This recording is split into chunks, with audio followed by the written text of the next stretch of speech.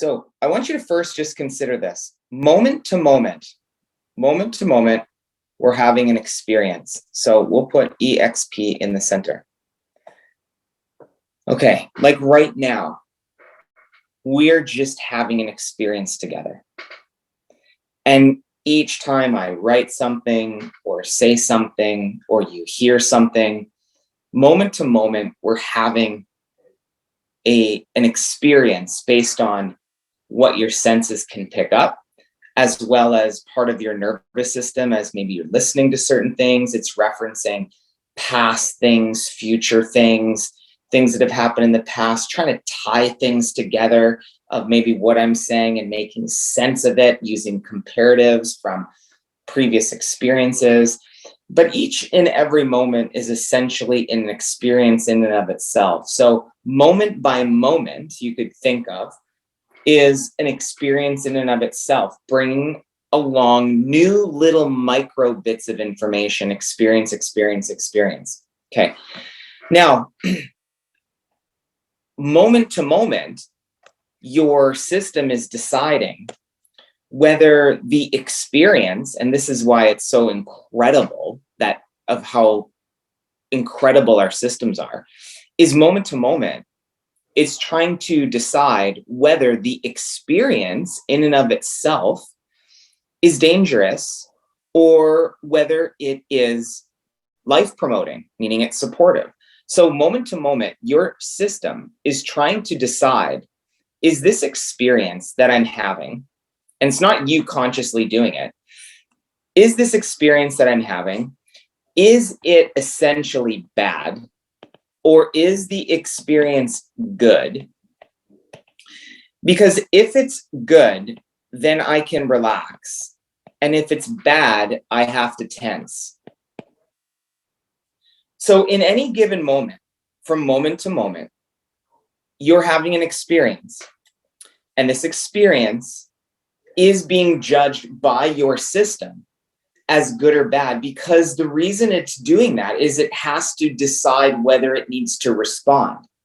So if it's labeled good and supportive to your values, to what's important to you, if it's deemed that, then your system automatically relaxes.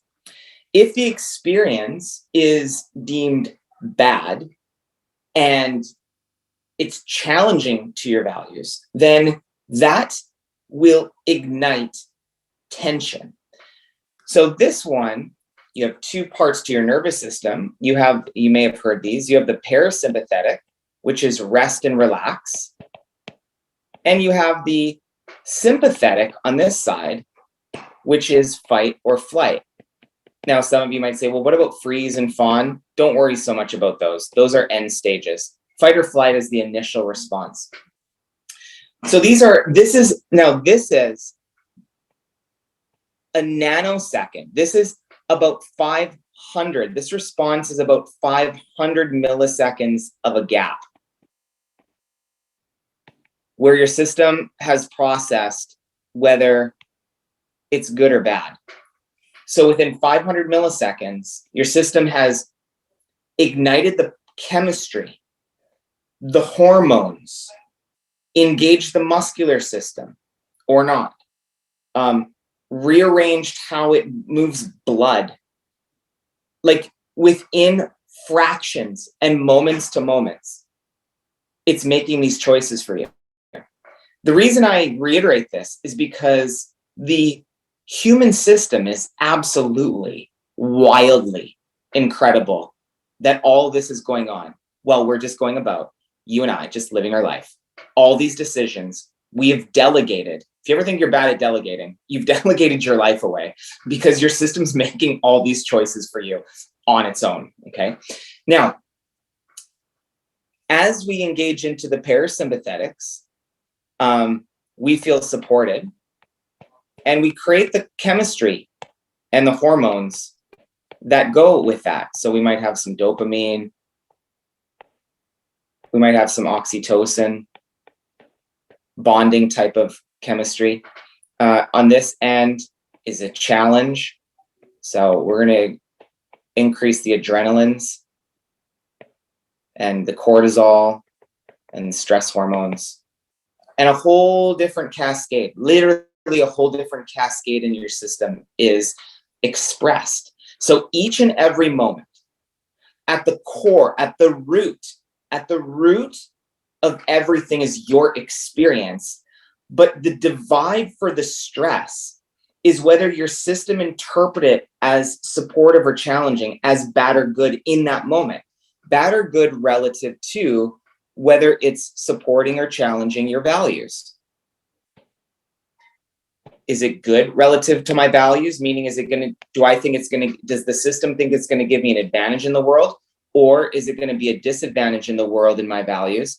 And now I create a whole different cascade.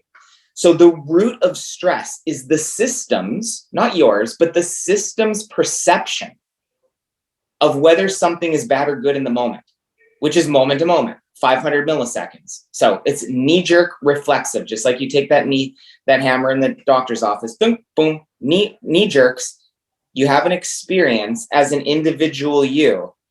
And in the background, your system as a computer software system is making decisions moment to moment for you as to whether it should tense or relax. Should it create the chemistry and hormones of fight or flight, or should it create the chemistry and hormones of restorative, rejuvenative, healing processes? Neither is better or worse. It's just a response to the specific environment.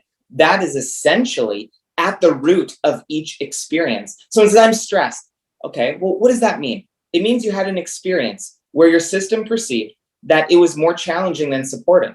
And it created a neurochemistry cascade that supports what your system perceived that event was. Now, these are going on lightning speeds, moment to moment. Okay, if you are with me on that, then we can kind of look at, well, one step further that will describe and move us towards, well, how do I let things go? Because now, remember, this side does not build anxiety. Okay, it is not anxiety driven. This side is anxiety driven. This is the anxiety driven side. So we need to know that the split, the root creator of anxiety, is this knee-jerk split that goes on that has your entire being become more tense. Now, the problem, I would say, for most people, besides like acute panic attacks where you're being attacked or something like that, like acute panic attacks, most of this stuff ends up being chronic because your system doesn't know how to let this go. And so it stays more and develops more and more in a fight or flight type of positioning where the system hasn't, or either, let's say, doesn't demonstrate its skill of letting go because this stuff stays circulating. Now, this would not be a problem. This would not be a problem. It only becomes a problem, just get this, when now you start as a human brain to create a story around it. Okay, your system could knee-jerk to say, oh God, this is threatening. And it could do that. But then the next moment, the system could say, okay, threat's over, and it lets it go. Okay, so this is supposed to only be in for at max 15 minutes. Stress response is only supposed to be in for about 15 minutes, enough to build emotion, create the emotional range it needs, move the energy and blood flow, fight or flight, whatever needs to happen in that moment. And then the system says, okay, threat to my life is over. Except we have some human faculties that now begin to rearrange story around it. So this is kind of the next step. So I want you to kind of think about this. I'm going to erase this side, and we'll just focus a little bit more on the anxiety-driven side. So now we have a story that begins to develop. Now this story now perpetuates this exact cascade in your nervous system that creates the chemistry and hormones and thinking process and protection that's set up that creates ongoing anxieties about it. So the story is that it shouldn't have happened. The story is that it's bad that it happened, so you keep talking about it. The story is that you had expectations of maybe yourself or someone else's behavior. So expectations of certain behaviors. Now you get scared about the future because you don't want it to repeat.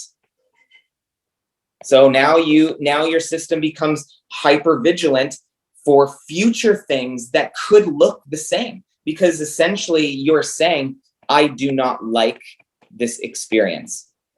At the root of it, I don't like it. I don't like the experience. And it shouldn't have happened. It's bad that it happened. I had expectations that it should have been the other way. And now I'm going to fear that it's going to be repeated. So all that stuff as a story circulates. Now, just if we remember what the truth was at the core, the truth at the core is that it's a moment in which the system perceives the challenge. Okay, well, how do we then reverse engineer that and let some of that go if we want to rearrange the story? Well, I wrote an entire book called Finding Magic in the Mess. So hopefully that starts to tip you off. Let's call the mess as a perceived challenge and a perceived stressor. And we say, well, how do we reverse that? Well, everything that keeps a stress response going tells us that we didn't want it to happen, i.e. the past, and we don't want it to happen again, i.e. in the future. Okay, and that's reasonable enough because your system doesn't want to waste all that energy, except the fact that things happen in the future and things happen in the past. So the way through this to begin to rearrange the story in your brain, because the story says this was, and it's reiterating it to yourself and your chemistry, is that it was challenging. So how do we then rearrange it to almost come back to the root of it's just an experience? Okay, so that's what I want you to consider. The question is, how do we rearrange the body and thought process so that we bring it back, in a sense, to the fact that it's just an experience? Okay, well, then we have to think back to the original then. We have to reverse engineer it. Well, your system, here's the experience right here. So we'll build off this tension side. Is your system decided in that moment that it was more challenging than supportive, more bad than good, which is fine. It's allowed to do that because it needs to know how to respond to something threatening. Okay, so if it decided that it's more bad than good, so this gets hyper accentuated. And the fact that, so I brought you to the future. So now we know that your system over time has labeled it bad and just keeps labeling it bad and keeping the chemistry going and keeps the stress response going, because it also develops a story around it that says it shouldn't happen. I don't want it to happen again in the future. Okay, fine. Now, to reverse that, just know that you have, let's say, anywhere between, I'm just hypothetically saying, let's say 50 to 100 ways or more in which this was bad. The story has circulated that it shouldn't have happened. Oh my God, it might happen in the future. Then what needs to happen to make it and turn it into just an experience again is we have to find the value in it in ways that it supported your values. Now, this isn't, to clarify, positive thinking, because a lot of people confuse the work that I do with positive thinking. It's not positive thinking. It's finding the value in it, which will be interpreted as positive. But the reason that we're doing it is not to positive think. The reason that we're doing it is to offset the amount, the quantity that has been produced on the bad side. The way that you get to the experience is to match bad and good. That's the way that it actually, you get back to the experience just being the experience, which then comes to a neutral position in the mind. And yogis talked about this. There's the positive mind, the negative mind, and the neutral mind. So to bring this experience to just an experience, spiritual teachers talk about this, like Eckhart Tolle, Joe Dispenza,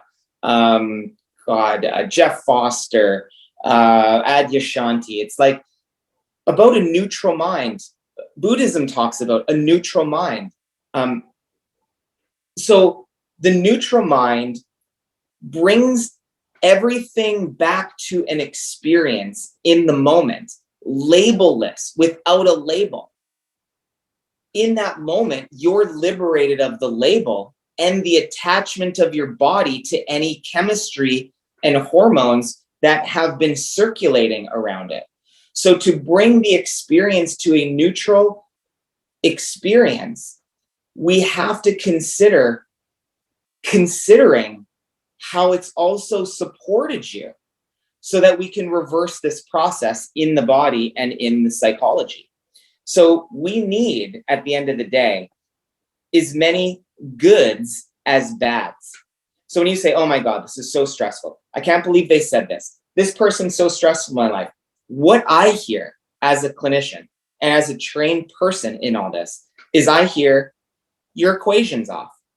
If you're worried about it, if you're fretting about it, if you're still stewing about it, if you're still bitter about it, etc., the ratio is off. The equation is off. You just have not found enough upsides to combat the downsides so that you could just experience something as the experience. Listen, if somebody yells at you, okay, someone yelling at you isn't inherently bad or good. It's really just an experience that happens. And I've mentioned this to people years ago, is like, if you just take a cookie, okay, just because a cookie is such a simple kid-like example, or you take an ice cream, okay, you got a nice little cute ice cream, and you look at the ice cream and you say, is that ice cream good or bad? Well, to a 2-year-old, they are going to say good.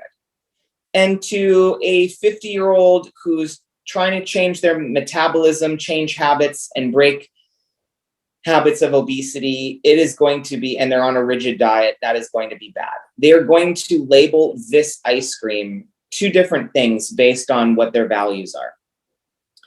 And although that seems like a really kind of maybe obvious example or too simplified of an example, it's the principle that stays the same. You could have, and I've done this with people, where there's been abuse, trauma, rape. It is an experience. I'm not saying that it's not an undesirable experience, but it's an experience in and of itself. And so to break the stress pattern in a system, to break the anxiety in a system, the system first needs to feel safe about the experience. Well, the first way that it's going to start feeling safe about the experience is to know that it wasn't all bad. It had some upsides to it. Once it starts to find some upsides and you start stacking these a little bit more on this side, it moves into safety. And someone says, okay, well, it wasn't all bad. Okay, it wasn't all bad. That's like a step of feeling more safe in the body. Okay, it wasn't all bad. Great. Okay, well, what if we kept going? And instead of it being not all bad, well, I can see that some of it was good. Okay, so now there's more safety in the system. And now that I can see, well, some of it was good. And then I stack that more and I get to a point where I can see, wow, there was just as many goods as bads in it. And you eventually move through the stages of healing where you rearrange your belief about it into a state, if you do this properly, into a state of awe. The moment of awe is where your system becomes completely balanced in a moment and the pattern is broken, gone, dissolved, because you're taking your system in a sense, back to the core experience without the label. So when you go to the top of a mountain and you overlook that mountain and you look at it in awe, in that moment, it's just awe. Then when you go into, and maybe you walked on a little hike with a friend and now you're jibber jabbing about how cool things are, you lose the sense of awe. You're pulling yourself out of the experience and you start labeling it. Well, I like that forest and I like this and I like that and that's pretty and that's cute, but you're out of awe and you're now into likes and dislikes about it. And so now you've pulled out of the experience of awe and you now begin to label it. Oh, this is good. This is bad. Oh, that mill that's like spewing that stuff is like, oh, that's toxic to the environment. Oh, but look at that beautiful field over there. Oh, look at that football field in the distance. Those kids must have fun on there. Oh, look at all that garbage sitting on that pile. Okay. And now you're breaking it down into judging parts. But meanwhile, when you first got there, all those parts existed, except you saw the awe of the experience. And so what we're looking to do in rearranging stress patterns is to bring you into the awe of the moment, the awe of the experience, so that you're delabeling these things and pulling away from the anxieties of the actual experience. So the first step to achieve safety is you have to start finding that there was some value in it for you. Oh, okay, well, there was something there. It wasn't all bad. This is the way people talk to me. Oh, it wasn't all bad. Great. Let's keep going and finding more value in it. But they go through. Oh, wow. I could really see that there were some really important things here for me. Changing their belief. So the belief starts to change.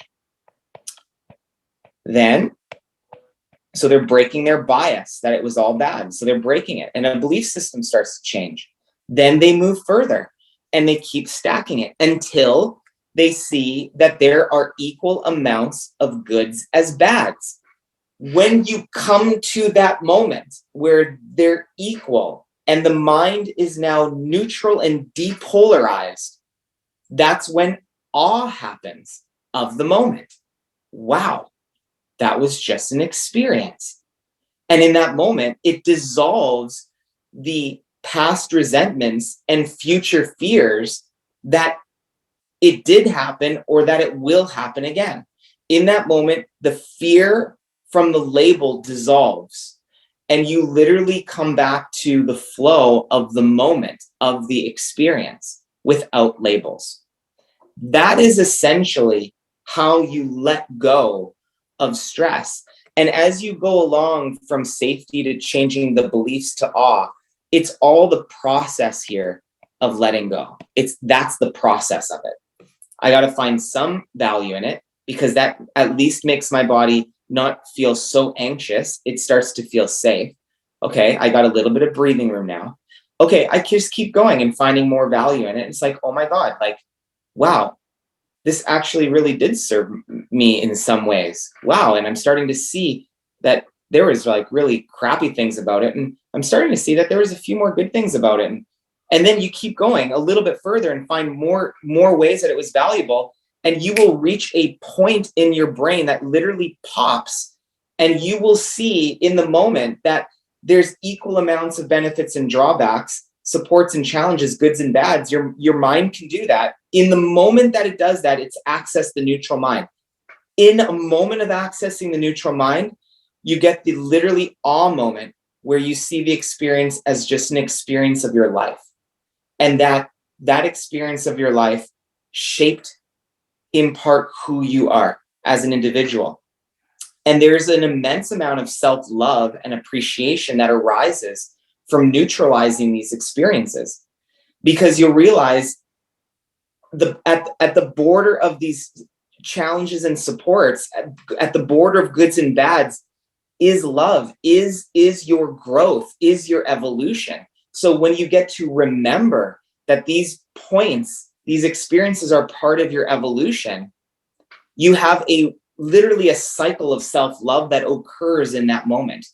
And it's a beautiful, beautiful thing. And it's an awe moment.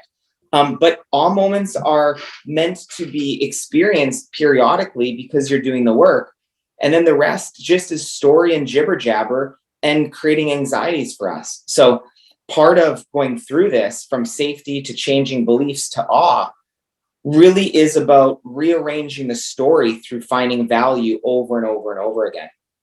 This is what writers do, what poets do, what people do that want to organize their mind around a specific topic, experience, or circumstance, is you can write it through in terms of the value of it until there's a moment that just liberates you, where you literally can have a tear or a moment of gratitude and inner peace that dissolves the anxieties around that. And it's possible, it's available. I've done that countless thousands of times with people and myself. I'm a student of my own work, so I'm not void of any of these anxieties. We all have various modes of anxiety. We all have stuff that's still hooked in, and it can be a lot simpler than what we tend to make it. So the way that we go lifelong resilience and sustainability is by doing this on a weekly basis. To upgrade up, you update your phone, you update yourself weekly on things that occurred, things that happened that you wish didn't, things that challenging circumstances, and you go and you play this exact game. How can I find value in my experience? And how can I find value enough of it so that I feel at peace with it? I feel that nothing needs to change. I feel like that I'm not wrapping fear. I'm not still thinking about it. It's been dissolved and I feel peace around it. That's healing. That's awe. That is transformation. And you'll move on to the next problem. So you do this thing on a weekly basis, or some people do it on a nightly basis, which will keep you updated to life and provide you with some lifelong resilience and sustainability. But you can't avoid doing the work, no matter. And 99.99% of the people that I work with have a system that is just clogged with data that has been unorganized and not thought through properly, which is why I have the Heart-Centered Leadership Program, which is why I have Illuminate 28, which is my private one-on-one coaching with people, because we are coming with boatloads of data. We've never been trained in school on how to dissolve this and work through our anxieties. We talk about mental health. We still haven't implemented it properly. Mindfulness will not get you there. Sitting in a yoga pose will not get you there, because data needs to be sorted out. So, so if you want to, oh, we got a little thing here. Please give me at least 5 things of value to an experience of abuse or rape so I can wrap my mind around this. Okay, great. I'll use that as an example. Okay, number 1. Now, you think I'm making this up? No, I'm not, because this is what clients have told me. 1, in the moment, I felt desired. When I felt desired, it actually built my confidence in that moment. Not mine, a part of me.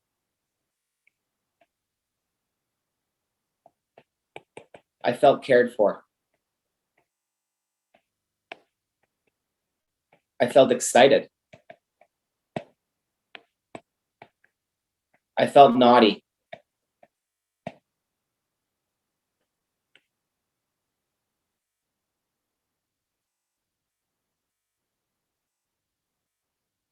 I felt needed. I felt significant. I felt important. All those. You're the center of attention in that moment. And you are, I'm not saying you, I'm saying this is the feedback from clients, that when we've gone through an exercise like this, that when they looked at the experience for what the experience was and dropped out the story of like, well, because remember, pain, this is a new introduction, but pain and pleasure are part of the experience. Bad and good, support and challenge are part of every experience. And so there is horrible things that occur.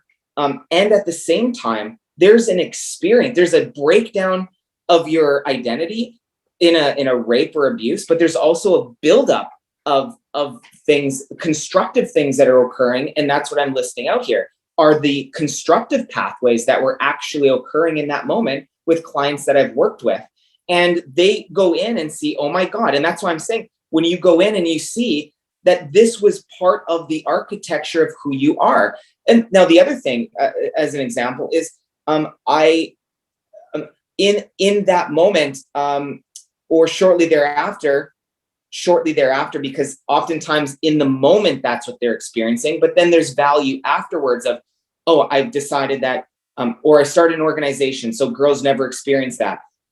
I've drawn a line in the sand that I never will have, be treated like that again, and so on and so forth. So there's after value of setting standards for yourself afterwards in other relationships, with partly wall you off at the same time in relationships, but they're part of our development to wall things off and set certain borders for ourselves as we I sought healing, made me stronger. Exactly. So now you start to say, okay, well, who did I meet along the path of my healing?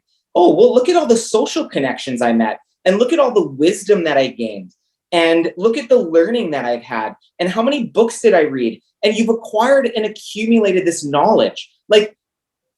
I'm telling you, when you go in and you see how these events catalyze your entire life, and not just that moment, but the ripple effect of value that happens, you will blow your mind, and you can turn that into gratitude and appreciation for that experience.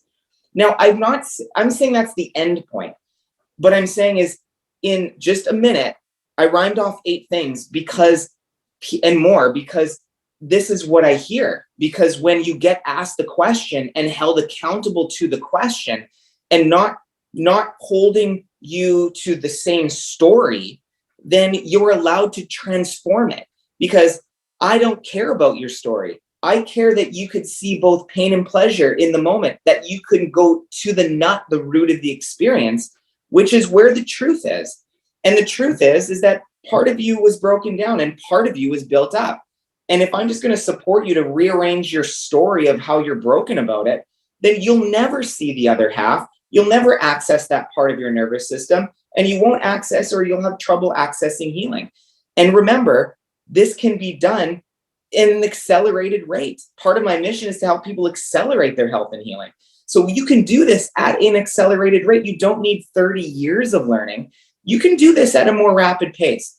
And some of us need 30 years for certain areas of our life. That's fine. I'm not saying that. But if you're hearing this and saying, okay, I have something now that I can actually work through, then now's the time. You don't need to delay anymore now. You can go in and find its value and its nature. And I've already given you the science, the physiology, the reasons to do it, and the why in which we do it. You can go and obliterate your anxieties. And of course, if you need help, you contact me. That's why we have Heart-Centered Leadership and Illuminate 28, 28-day program plus a 6-month program to give you time to work and process these things through. But this is what I support people on. So thank you so much for attending.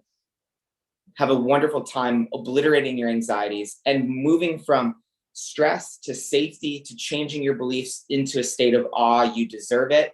Your life deserves it. Thank you. Much love. Have a great day.